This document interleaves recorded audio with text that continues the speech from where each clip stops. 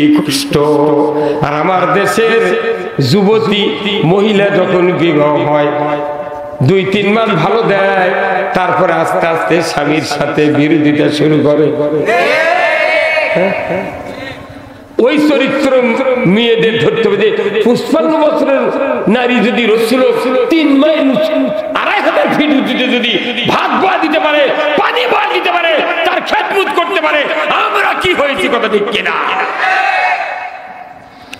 ওই চরিত্রের আমাদের দেশের নারীরা ধরতো, আমার দেশের স্বামীরা স্ত্রী কোলত করিলে ঘুরত। হুজুর কত কন্যা গাবি, হুজুর ধন্দা করে কি হতে গাবি, হ্যাঁ কত কি এখন স্বামী স্ত্রীর কি মহব্বত, এটাকে লাস্টে হবে। আমি এটা রসুলের নবুয়তের আগের আদর্শ। রসুল নবুয়ত পায়নি, তখন তার স্ত্রী কিভাবে রসুলের খেদমত করছে তার একটা আদর্শ নমুনা শোনালাম। মিয়া আর যুবকের যদি ঠিক হয় বাংলাদেশে, এই বাংলাদেশ জান্নাত। আসুন এখন আমি কোরআনে ঢুকবো, রাজি আছেন তো? এই কথাটা এই জন্য বললাম যাতে আপনাকে সবার, আমাকে সবার ব্রেনটা একটু নর্মাল হয়। ব্রেন তো খুব তীক্ষ্ণ। এই কথাটা বলার সাথে সাথে একবারে ঝামেলা যায়নি। পেঁয়াজের গাছ দেখেছেন? পেঁয়াজের গাছ সবসময় তাজা থাকে। 3 মিনিট আগে যদি পেঁয়াজের গাছ উঠে যদি ফেলে যেতাম 3 মিনিটের মধ্যে আউড়ে যায়। এই রসুলের নবুয়তের জীবনের আগের এই যৌবন বয়সের ইতিহাস আর নারীদের 55 বছরের ইতিহাস, নবী হয় নাই স্বামী, তখন কি আদর্শ, কি চরিত্র, এই দুটি আদর্শ শুনলে নারীরও ওই রকম ওই পেঁয়াজের গাছের মতো আউড়ে যেত, যুবকদেরও আউড়ে যেতে হবে। তাহলে এখন কথা এই ইমানের উপর কথা বললে একটু আপনাদের যেহেতু মন নরম হয়ে গেছে তাই না, বা যেটা লাইন করি চক আর কমন উনি কি মোবাইল কাম নাই, তারা এখন মনে মনে স্বীকার করছে না বা ওগুলো করা যাবে না। কালি কবি যে না তুমি গেটাও আমার ভাইরা, কোরআনুল কারীম আজ থেকে 1500 বছর আগে গাড়ি হিরায় যখন রসুল সেজদায় পড়ে আছেন, 39 বছর 11 মাস 29 দিন রাত্রিতে 12টা 1 মিনিটে আল্লাহ বলেন জিবরাইল কোথায় তুমি আসো, কোথায় আসো? জিবরাইল বলে আল্লাহ লাব্বাইক আল্লাহুম্মা লাব্বাইক, আমি হাজির। জিবরাইল বললেন আল্লাহ আপনি কি বলেন তাড়াতাড়ি বলুন, আমি সাথে সাথে আপনার হুকুম মেনে নিলাম। আল্লাহ বলেন জিবরাইল আমার অফিস লৌহে মাহফুজ থেকে আমার 5টা বক্তব্য তুমি নিয়ে যাও। 5টা বক্তব্য ওই যে মক্কার অদূরে জাবালে নূর পাহাড়, ওই পাহাড়ের গুহার ভিতরে আমার মুহাম্মদ শেষ জামানার নবী তাকে আমি শ্রেষ্ঠ নবুয়ত দেব, সেই মানুষটা সেজদায় পড়ে আছে। তুমি যাও তাড়াতাড়ি করে পাহাড়ের গুহায় আমার নবীকে 5টা বক্তব্য তুমি শোনায় দিয়ে আসো। 12টা 1 মিনিট বাজার শেষ, আল্লাহর ফেরেশতা জিবরাইল এসে গাড়ি হিরার দরজায় দাঁড়ালেন। নূরের ফেরেশতা, আলো ঝলমল, সাদা পোশাক, সাদা পাগড়ি, সাদা দাড়ি। জিবরাইল সার শরীরে এসে গাড়ি হিরার দরজায় দাঁড়ালেন। পুরা গাড়ি হিরার গুহা আলোকময় হয়ে গেল। রসুলের চক্ষু বন্ধ ছিল, কিন্তু বাহিরে আলোর কারণে একটু চিলমিল করে উঠল। রসুল সেজদার থেকে উঠে দেখেন জিবরাইল দাঁড়িয়ে আছে না কে দাঁড়িয়ে আছে উনি তো দেখেন না, উনি দেখেন কে যেন দাঁড়িয়ে আছে। উনি বলছেন মুহাম্মদ ইকরা বিসমি রাব্বিকাল্লাযী খলাক, মুহাম্মদ আপনি বলুন সৃষ্টিকর্তা রবের নামে যিনি আপনাকে সৃষ্টি করেছেন। জোরে করে আল্লাহু আকবার। যে কথাটা আজ থেকে 1500 বছর আগে জিবরাইল আলাইহিস সালাম রাসূলকে জানিয়ে দিয়েছেন, সর্বপ্রথম ইকরা বিসমি রাব্বিকাল্লাযী খলাক, এই আয়াতটা কোরআনে আছে। হ্যাঁ জোরে করে আছে। তাহলে প্রথম আয়াতটাই পড়ো, প্রথম আয়াতটাই পড়ো। আমার রাসূল বললেন আনা উম্মি, আমি পড়তে পারি না, আমার আক্ষরিক জ্ঞান নাই। জিবরাইল সালাম বললেন পড়ুন সৃষ্টিকর্তা রবের নামে। আবার বললেন আনা উম্মি, পড়তে পারি না, আক্ষরিক জ্ঞান নাই। সাথে সাথে আল্লাহ বলেন জিবরাইল খবরদার, আমি যাকে দুনিয়ার শিক্ষক হিসেবে দুনিয়ায় পাঠিয়ে দিচ্ছি, এই মানুষকে তুমি বিরক্ত করবে না, তুমি তৃতীয়বার বলবে না। তুমি জিবরাইল আমার মুহাম্মাদের বুকের সাথে বুকটা লাগিয়ে দাও, আমি সাথে সাথে ফটোস্ট্যাট মিশিংয়ের মতো তোমার বুকের কথা রাসূলের কলিজায় পার করে দেব। এই যে 4-5 জন হাফেজকে কোরআন মুখস্থের জন্য পাগড়ি দেওয়া হলো, ওনাদের বুক তন্ন তন্ন করে সিরিয়া কাটিয়া ফাইরিয়া আলু ঘাটির মতো করে যদি দেখা হয় কোরআন দেখা যাবে? কিভাবে ঢুকে গেল ওর মধ্যে? হ্যাঁ, অথচ হাফেজরা এখন গাল খায় বেশি। হাফেজ, হুজুর, হাদি সাহেব, ভালো ভালো মানুষ গাল খায় বেশি। কোনো কাগজ নাই, ইঞ্জিন নাই, মেশিন নাই, কিচ্ছু নাই, বুকের মধ্যে পুরো কোরআন একবারে সেট করে দিয়েছেন কে? ওইটা দেখাই নাই, জিবরাইল থেকে শুনে রাসূলের কলিজায় পার করে দিলেন। আল্লাহর ইজ্জতের কসম, এই কোরআনের মাদ্রাসায় যে হুজুররা রাত্রি জাগরণ করে 3টা 2.5টা নাই 2টা নাই সারাদিন তাদেরকে কোরআন শুনিয়া এমন ভাবে কলিজার ভিতরে ওই কথাটা আল্লাহ সেভ করে দেন। 3.5 বছর 4 বছর পর একজন তালবে ইলম হাফেজে পরিণত হয়ে যায়। তাহলে আল্লাহর এই কুদরত এখনো বর্তমানে বাংলাদেশে জীবিত আছে। এটা আল্লাহর কুদরত ছাড়া দুনিয়ার কেউ পারবে না। যদি পারলে তাহলে সূরা ফাতিহা মানুষ মেলামের মুখস্থ করলো, সূরা ইখলাসই পারে না। যদি বলা ভাই সূরা ইখলাস না পড়েন তো, কই কোনটা? কইতে কে জানো না? কুলু আল্লাহ দিলে দুলাত কুব না কি?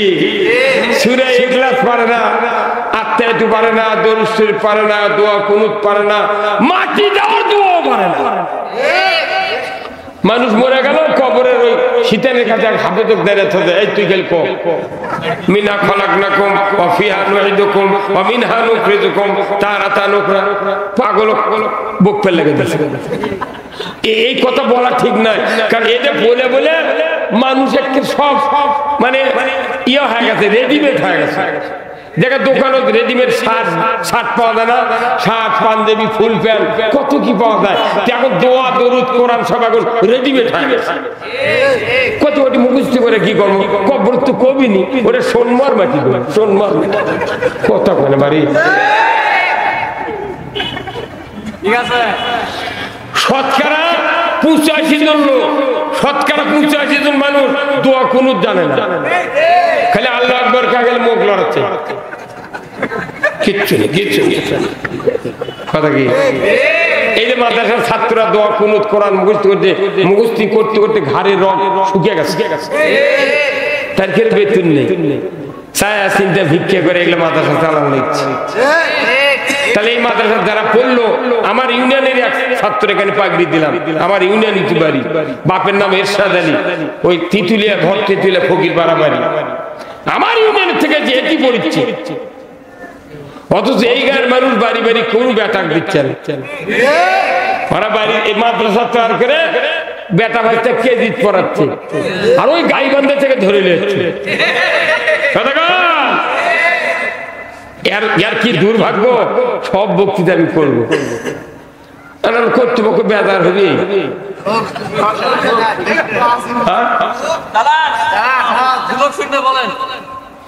আমার ভাইরা, আমি বলতেছিলাম আল্লাহর নবী জিবরাইল সালামের বুকের সাথে বুক ঠাকালেন। আল্লাহর নবীর বুকের ভিতরে 5টা কথা ঢুকে গেল। আল্লাহর নবী প্রথম আয়াত পালেন ইকরা বিসমি রাব্বিকাল্লাযী খলাক। সর্বশেষ আয়াত পেলেন বিদায় হজের ভাষণে আরাফাতের ময়দানে মসজিদে নববীর বারান্দায় রাসূল যখন 23 মিনিট ভাষণ দিতেছিলেন ওই সময় যা পেলেন কোরআনের সর্বশেষ আয়াত। এরপরে জিবরাইল কোনদিন রাসূলের কাছে কোরআনের আয়াত আনেন নাই, এরপরে আর কোন আয়াত নাযিল হয়নি। প্রথমে পড়ো, শেষে এসে ইসলামের কথা বললেন। আমার আল্লাহ বললেন, যাও রে জিবরাইল, আরাফাতের ময়দানে 1.5 লক্ষ সাহাবী দণ্ডায়মান, শেষ আয়াত তুমি নিয়ে যাও। আল্লাহর ফেরেশতা জিবরাইল এসে বললেন, ইয়া রাসূলুল্লাহ, ইয়া হাবিবাল্লাহ, শেষ ওহী আপনি গ্রহণ করুন। আল-ইয়াউমা আকমালতু লাকুম দীনাকুম ওয়া আতমামতু আলাইকুম নি'মাতি ওয়া রাদিতু লাকুমুল ইসলাম দীনা। সর্বশেষ আয়াত আল্লাহ জানিয়ে দেয়, হে মুহাম্মদ, আজ থেকে ইসলামকে পরিপূর্ণ করে দিলাম। ইসলাম মানে কি জীবন ব্যবস্থা, কথা ঠিক কিনা? ইসলামকে পরিপূর্ণ করে দিলাম। ব্যক্তি, পরিবার, সমাজ, রাষ্ট্র, অফিস, আদালত, কোর্ট কাছারি, অর্থনীতি, সমাজনীতি, রাজনীতি, জুমার নামাজ, তারাবি, লাইলাতুল কদর, বরাত, মেরাজ, যত রকমের জীবনের বিচার ব্যবস্থা, লেনদেন, অর্থনীতি, যা কিছু আছে কারোর কাছে ধার করতে হবে না। জীবনের সকল সমস্যার সমাধান মহাগ্রন্থ আল কোরআন। সর্বশেষ আয়াত যখন নাযিল করলেন, সাথে সাথে জিবরাইল শুনে দেওয়ার সাথে সাথে আল্লাহ রাসূল 1.5 লক্ষ সাহাবীর কাছে এই আয়াত আবার রিপিট করলেন। আল্লাহু আকবার। 1.5 লক্ষ সাহাবীর ভিতরে সবাই শুনলেন এই আয়াত, মাত্র একজন সাহাবী হাউমাউ করে কেঁদে উঠলেন। যখন আল্লাহু আকবার, হাউমাউ করে কেঁদে উঠলেন। সাহাবীরা বললেন, হুজুর, আবু বকরকে একটু নিষেধ করুন, সে যেন জোরে জোরে চিৎকার করে না কাঁদে। রাসূল বললেন, আবু বকর, আপনি কেন কাঁদেন?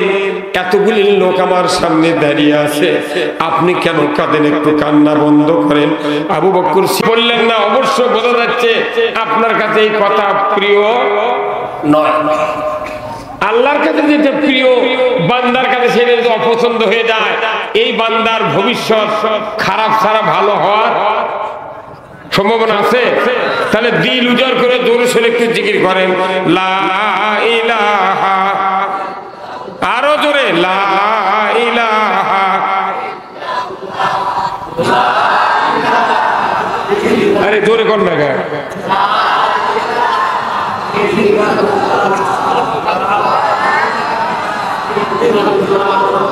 লা ইলাহা, জোরে লা ইলাহা।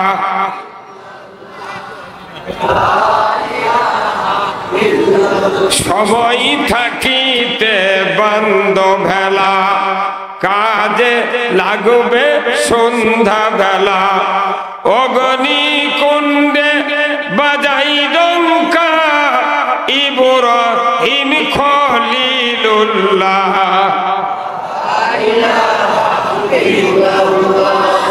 লা ইলাহা, জোরে লা ইলাহা।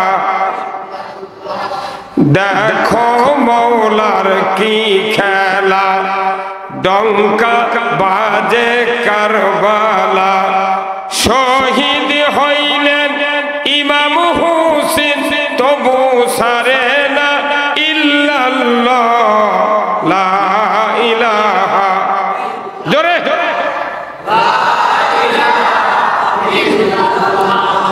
লা ইলাহা, লা ইলাহা ইল্লাল্লাহু মুহাম্মাদুর রাসূলুল্লাহ সাল্লাল্লাহু আলাইহি সাল্লাম। ভাই, এখানে আপনারা একটু চাপে আছেন তো, এদিকে আরো আগে আসেন। হ্যাঁ, চাপে আছেন, সব চাপে আছেন। যত নিকটে আসবেন তত কথার তাসির হবে। আলহামদুলিল্লাহ, আল্লাহ তাআলার দরবারে শুকরিয়া, যিনি আমাদেরকে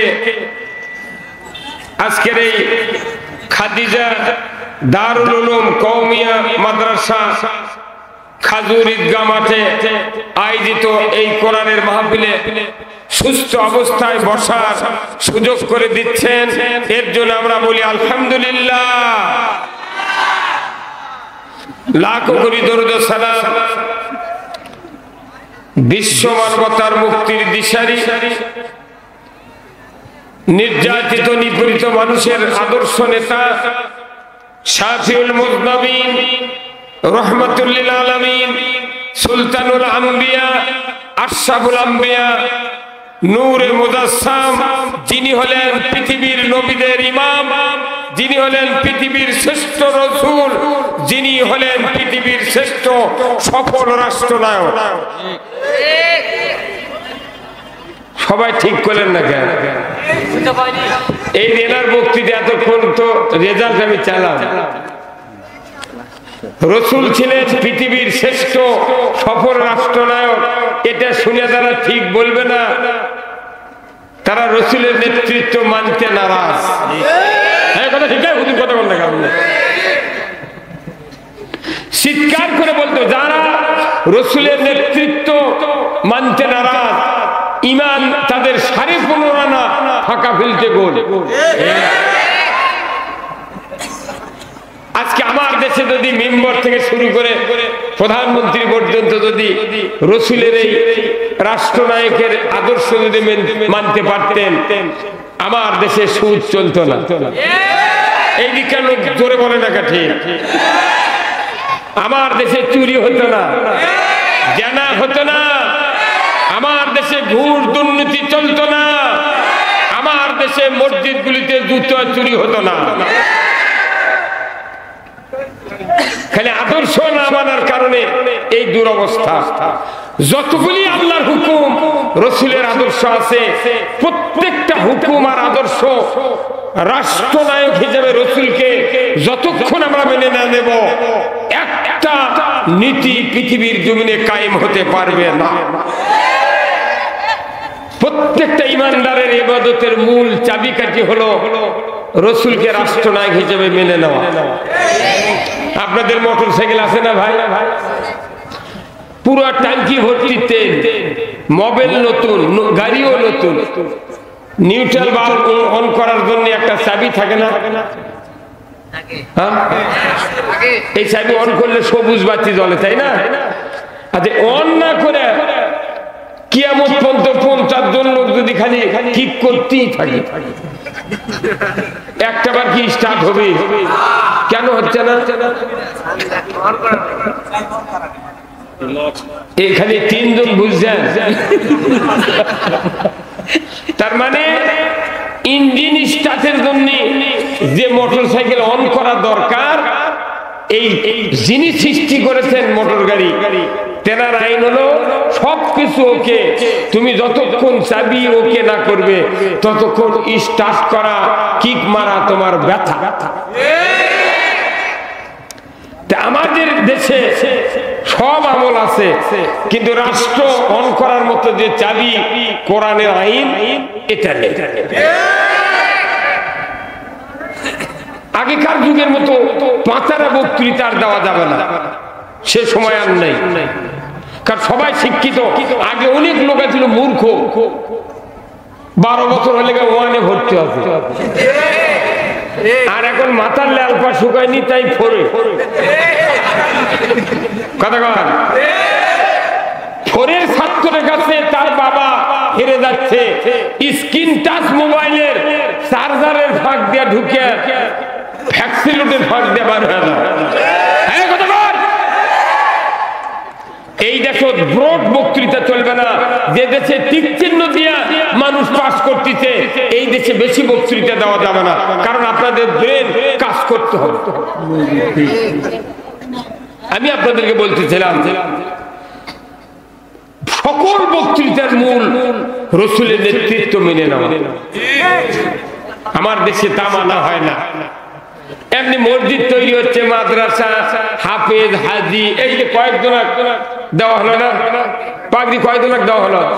5 জন। এই 5 জন হাফেজ আমরা দোয়া করি আল্লাহ যেন ওনাদেরকে মিশর, আল আজহার নাই মদিনা ভার্সিটি, বড় কুষ্টিয়া বিশ্ববিদ্যালয়ের বিরাট আলিম বানাক ধরে কোন আমিন।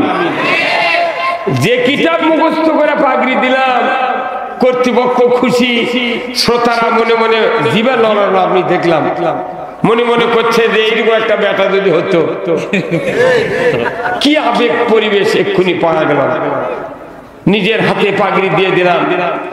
এই হাফেজ যখন কোরআনের তাফসীর সকল কিছু ভালোভাবে পড়ে বিদেশি ডিগ্রি দেশীয় ডিগ্রি অর্জন করে তখন এই দেশে আসবে, যেখানে যেখানে পাগড়ি ভালো, এই মঞ্চে যদি কোরআনের আসল কথা বলে, যারাই পাগড়ি দিল মাদ্রাসায় তারাই ধরে লেদা জেলত তোলে। তাও মানুষ যাতে না পারে। কাল তুমি কথা ঠিক কিনা? তাহলে যারাই পাগড়ি দিল তারাই ওসির কাছে তালিকা দিল ধরো। তাহলে এই প্রহসনের কোন লাভ আছে? মুখস্থ করে পাগড়ি পেলাম, ওই কথা আবার বাংলা দিয়ে বললে জেলত গেলাম। আর আমি দোয়া করতে, আল্লাহ তুই মুক্তি দে, তোর বাপও মুক্তি পাবে না। হাসিন কে কথা ঠিক কিনা? তা আপনারা কি পৃথিবীতে শান্তি চান? তাহলে রাসূলের নেতৃত্ব মেনে নিতে রাজি আছেন? কারা কারা দুহাত তুলে দেখান। লিল্লাহে তাকবীর, নারায়ে তাকবীর, নারায়ে তাকবীর। আল কোরআনের আলো, আল কোরআনের আলো, আল হাদিসের আলো, রাসূল ছাড়া মানি না। এটা কি দুর্বল? কত স্লোগান দেন, অমুক নেতার চরিত্র কি কথা, ফুলের মতো পবিত্র, কি না কি প্রশংসা, নামাজ পড়ে নাই আকক্ত, আবার গাঁজা খায় 5 ওয়াক্ত। এই স্লোগান সেই স্লোগান নয়। আমার নেতা তোমার নেতা বিশ্ব নবী মোস্তফা মেনে নিতে হবে কলিজা থেকে, তাহলে আপনাকে আল্লাহ মুক্তি দিয়ে দিবে। এরপরে আজকের কোরআনের মাহফিলের সম্মানিত সভাপতি সাহেব আলহাজ সৈয়দ মোহাম্মদ মেহেদী হাসান, স্বত্বাধিকারী Mehedi air travels trade, Mahadevpur, Naogaon. আল্লাহ ভাইজানকে দ্বীনের জন্য কবুল করুক, বলুন আমিন। আজকের মাহফিলের প্রধান অতিথি জনাব মোহাম্মদ বেলাল উদ্দিন, চেয়ারম্যান 3 নম্বর খাজুর ইউনিয়ন পরিষদ। আল্লাহ ভাইজানকে ওমরের মতো যোগ্যতা দিক, বলুন আমিন। আজকের মাহফিলের সম্মানিত মেহমান বৃন্দ হাফেজ মাওলানা মোহাম্মদ আরিফুদ্দিন মোল্লা, এম খতিব, নওহাটা কেন্দ্রীয় জামি মসজিদ। আল্লাহ ভাইজানকে দ্বীন ইসলামের অমিয় সুপ্রিয় বাণী মানুষের কাছে যেভাবে আজকে উপস্থাপন করলেন, এইভাবেই যেন আজীবন মানুষকে কোরআনের পক্ষে কথা শোনানোর যোগ্যতা আল্লাহ দেন, জোরে কোন আমিন। আজকের মাহফিলে সম্মানিত স্থানীয় ওলামায়ে কেরামগণ, চেয়ারে বসা বিশেষ মেহমান বৃন্দ, বর্তমান এবং সাবেক মাদ্রাসার হাফিজ সাহেবগণ, ছাত্র বৃন্দ, সামনে বসা মুরব্বিনে কেরাম, হাজী সাহেবগণ, বিভিন্ন মসজিদের ইমাম, মুয়াজ্জিন, মুক্তাদি সহ বিভিন্ন রাজনৈতিক দলের নেতৃবৃন্দ, যুবক ভাইরা, প্রাইমারি মাদ্রাসা, হাই স্কুল, কলেজ, বিশ্ববিদ্যালয়ের শিক্ষক মহোদয়গণ, ছাত্র ভাইরা, কচি কাচারা, পর্দার অন্তরালে হাজারো মা বোনেরা এবং আজকের এই মাহফিলের প্রচার মিডিয়ার সম্মানিত মাইকালা এবং ভিডিওম্যান ভাইয়েরা, সর্বপরিচালনায় এই মাদ্রাসার আয়োজক কমিটিবৃন্দ সহ সকল শুভাকাঙ্ক্ষীর প্রতি আমার আন্তরিক সালাম। আসসালামু আলাইকুম ওয়া রাহমাতুল্লাহি ওয়া বারাকাতুহু। কেমন আছেন আপনারা? আছি ভাই, আলহামদুলিল্লাহ। আল্লাহ তাআলার শুকরিয়া যে এখানে যারা আছি অবশ্যই সুস্থ আছি, কথা ঠিক কিনা? এখানে যত মানুষ আমরা বসে আছি তার চেয়ে 50 গুণ লোক বিভিন্ন হাসপাতালে ভর্তি আছে, অনেক লোক অপারেশন থিয়েটারে আছে, অনেক লোক মহিলাদের ভেতরে তারা প্রসব বেদনায় কাতরাচ্ছে, অনেকের ঘরে মৃত্যু লাশ চাদর দিয়ে ঢাকা আছে, আছে না? তাদের দুঃখ। আবার অনেকে আছে তারা মামলার ভয়ে বিভিন্ন বাড়িতে পাতারে পয়লে পয়লে আছে, বিভিন্ন কিসিমের দুঃখ যন্ত্রণা নিয়ে আমরা এই সমাজে হাজারো মানুষ দেখছি। তার ভেতর থেকে আল্লাহ রহম করে কোরআনের জান্নাতের বাগানে যে মুনিব বসে কথা শোনার সুযোগ দিয়েছেন, তার জন্য আরেকটা বার বলি আলহামদুলিল্লাহ। আমি আপনাদেরকে যে কথাগুলি শোনাতে চাচ্ছি, আমার রসুল, আপনার রসুল কত বছর বয়সে নবুয়ত পেয়েছেন? 40। আচ্ছা, 40 বছরের আগে রসুলের জীবনের কথা আমরা কি জানি? জানি, কিছু কিছু জানি, তাই না? কিন্তু বেশিরভাগ জানা দরকার যুবকদেরকে, বেশিরভাগ জানা দরকার রসুলের স্ত্রী খাদিজা রাদিয়াল্লাহু তাআলা আনহার আদর্শ, তার চরিত্র, এটাও মা বোনদের জানা দরকার। আজকে সমাজে যুবকেরা রসুলের আদর্শ আমরা জানি না, মা বোনেরা যারা আছি খাদিজা রাদিয়াল্লাহু তাআলা আনহা জীবনের চরিত্রের কথা আমরা জানি না, যার কারণে আজকে মা বোনদের ভিতরে সন্দেহান, যুবকদের প্রতি পিতামাতার উপর অবজ্ঞা। আমরা সেই কথা আগে শুনবো, জানবো, কারণ রসুলের নবুয়তের আগে তার জীবনের কি লক্ষ্য, তার কি আদর্শ, তার কি সুন্দর চরিত্র, এটা যদি যুবকরা ধারণ করতে পারতাম, আজকে আমাদের সমাজের যুবকরা ইউসুফ আলাইহিস সালামের মতো চরিত্রবান হয়ে যেত।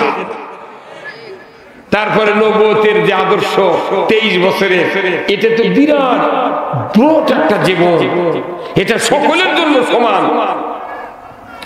আমার ভাইরা, আজ থেকে 1500 বছর আগে আল্লাহর নবী মক্কাতে জন্ম নিলেন। এমন দুঃখময় পরিবেশে উনি জন্ম নিলেন। বাবা মায়ের পেটে থাকতেই দুনিয়ার থেকে বিদায় হয়েছে। সন্তান বড় হয়েছে, বাবা মারা গেলেন, তাহলে তাকে এতিম, তাই না? কিন্তু মায়ের পেটের ভেতরে সন্তান, বাবা মারা গেলেন, কত দুঃখ। জন্ম নেওয়ার পরে এতিমের কাতারে রাসূল চলে গেলে, মার গর্ভে উনি জন্ম নেওয়ার পর যখন ভূমিষ্ঠ হলেন, মাত্র 6 বছর বয়সে রাসূল তার মাকে আবওয়া নামক জায়গায় বাবার কবর জিয়ারতে গিয়া দুনিয়ার থেকে বিদায় হলেন। জন্মের আগে বাপ গেল, 6 বছর বয়সে কে গেল? এরপরে রসুলের বয়স যখন 7 বছর কিংবা 7 বছর, আল্লাহ রসুল তার দাদা আব্দুল মুত্তালিব মক্কার মুতাল্লি, কাবা ঘরের মুতাল্লিকে হারালেন। দাদা গেল, বাপ গেল, মাও গেল, আর থাকে কে? এরপরে থাকলো তার বাপ চাচারা, বাপ তো নাই, শুধু চাচা আবু তালেব এতিম ভাস্তাকে পালিত ভাবে নিজের আবরুর ভেতরে রেখে লালন পালন করছেন। এই কথা আমি যদি বলছি, দীর্ঘ 11 বছর, 12 বছর, 13 বছর চলে গেল। বাবা চোখে দেখলেন না, মা আর চোখে পড়ে না, দাদাও কে দেখতে পায় না। কিন্তু দেখা গেল 17 বছর বয়সে তার মাথার ভেতরে এমন চিন্তা ঢুকলো, এই জাতি যেভাবে চলছে এইভাবে যদি চলে একজন লোকও জান্নাতে যাবে না, দুনিয়ার শান্তি হবে না। তার জীবনের লক্ষ্য দুনিয়াতে যদি মানুষ শান্তি না পায় আখিরাতেও শান্তি পেতে পারে না। শান্তি কায়েমের জন্য উনি হিলফুল ফুজুল সংগঠন কায়েম করলেন। 17 থেকে একবারে 40 পর্যন্ত বয়স আল্লাহর নবীর চিন্তা চেতনা চলছে। কিন্তু 28 বছর যখন 27 বছর যখন বয়স হলো আরো চিন্তা বেড়ে গেল। এই চিন্তা করতে করতে 37 বছর পর্যন্ত যখন রাসূলের বয়স হলো, আল্লাহর নবী তামাম মক্কা নগরের মানুষের কাছে বসবাস করতেন। কিন্তু রাসূল চিন্তা করলেন যে মানুষগুলি আমার কাছে বসবাস করে তাদেরও তো কোনো পথ মত নাই। আমি বুঝতে পেরেছি শান্তির পথ দাতা একমাত্র আল্লাহ। একমাত্র কে? তাহলে মানুষের কাছে থেকে লাভ নাই। উনি চলে গেলেন মক্কার সমতল ভূমি থেকে 2500 ফিট উঁচু জাবালে নূর পাহাড়ের গুহার ভেতরে উনি প্রবেশ করে চিন্তা করলেন নির্জনে আমি আল্লাহর কাছে ডাকবো, আল্লাহ আমাকে একটা পথ দেন, পথ দেন, পথ দেন। এইভাবে 3 বছর চলে গেল। 39 বছর 11 মাস 29 দিন রাত্রিতে রাসূল গারে হীরার সেজদায় পড়ে আছেন। রাত 12টার পর উনি নবুয়ত পেলেন। জোরে বলুন ঠিক কিনা? রাত 12টার পর কোন মোবাইলের তারিখ বদলে কতটার পর? যারা রাত্রে মোবাইল তারিখ বদলানোর টাইম করে রাখছেন, ঠিক রাত 12টা 1 মিনিটে দেখা গেল আজ যেরকম মাহফিল হচ্ছে কয় তারিখে? 12টা 1 মিনিটে কত হবে? 7।